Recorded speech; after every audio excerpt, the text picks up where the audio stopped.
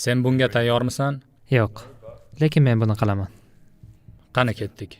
Ahmad o'z qilayotgan ishini menda ko'rsatishiga qaror qildim. Telbalik. Ha, men buni bilaman. Ammo uning ishini tushunishimga biror narsa yordam beradigan bo'lsa, bu ana shu narsa edi. Yaxshimisan? Ha, sovuq ekan. Shunday ham bo'lishi kerak. Bu ish sodir bo'layotganda men o'zimga butun vaqt davomida gapirmaslikka ahd qildim va men jarayonga kirishib ketishim uchun bor kuchim bilan harakat qilaman.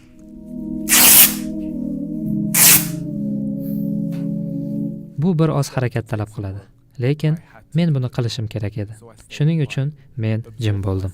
O'zimni yuvilishi kerak bo'lgan jasad o'rniga qo'yib, sodir bo'layotgan hamma narsani o'z ichimga oldim.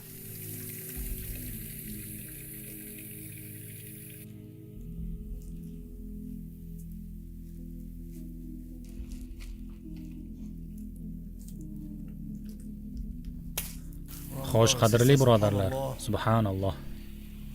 Biz hozir marhumni yuvishga tayyorladik. Ular shu yerda kafan bilan o'raladi. Bu oxirgi kiyim bo'ladi. Sadar qo'shildi. Men o'zimni bezovta his qila boshladim. Suvimizning harorati issiq. Men o'zimni makonsiz his qildim. Birodarimizning ismini aytib niyat qilamiz. Va bu yerda birodarimiz Kamol.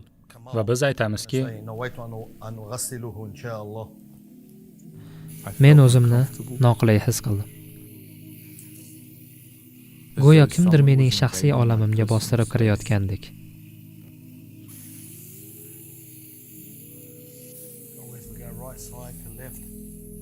Men qochib ketmoqchi bo'ldim, lekin qila olmadim.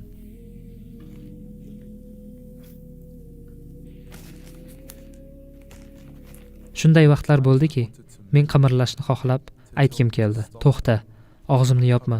Ko'zimga sovun kirmasin.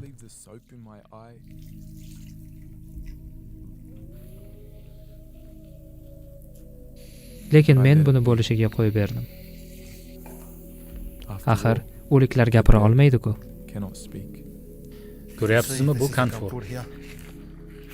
Unda juda o'ziga xos hid bor. Bu o'lim hidi deyiladi. Chunki ana shu vaqtda men shunchaki yuvilishi, kafallanishi va ko'milishi kerak bo'lgan jasad edim.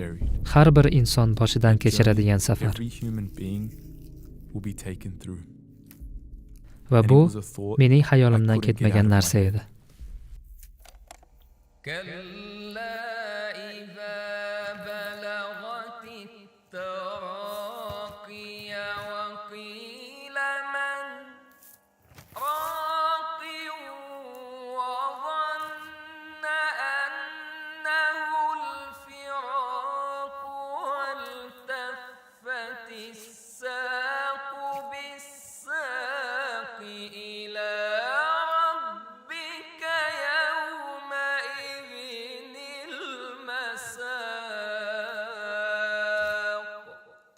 Men boshqalarni ta'sirlantiradigan yoki uyg'otadigan videoni ijro etayotgandek o'zimni his qildim.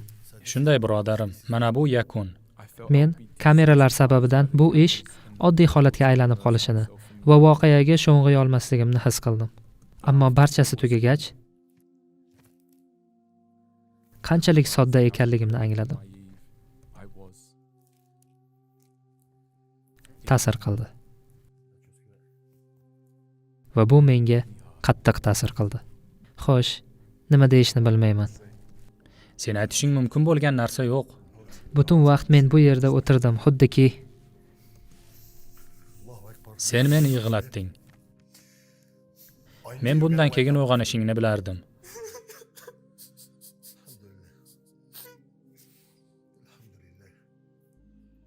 Butun vaqt davomida men shunchaki aytmoqchimanki,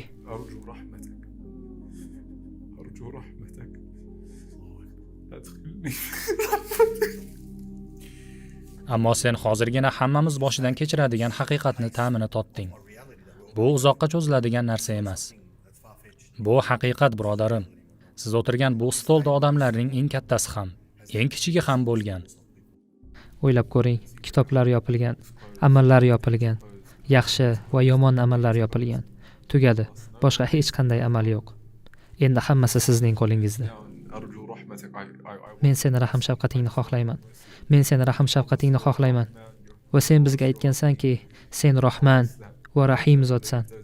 Va yana sen aytgansanki, iymon keltirganlar va yaxshi amal qilganlar sening rahmatingga munosib bo'ladi. Va sen shunchaki uning rahmatiga erishishni xohlaysan. Men o'zimcha o'yladim. Bu yerda bo'lgan qancha odamlar orqaga qaytib kela olishmadi. Va mana shu sen aytgan so'zlarni ular aytishgan bo'lar edi. Alloh taolo Qur'onda bizga aytadiki, Parvardigor, meni yana hayotga qaytar. Shoyat men yaxshi amal qilsam, orqaga qaytar meni. Va bu hozir sen aytgan so'zlarning o'zginasi. Bu men hech qachon unutmaydigan bir lahza edi.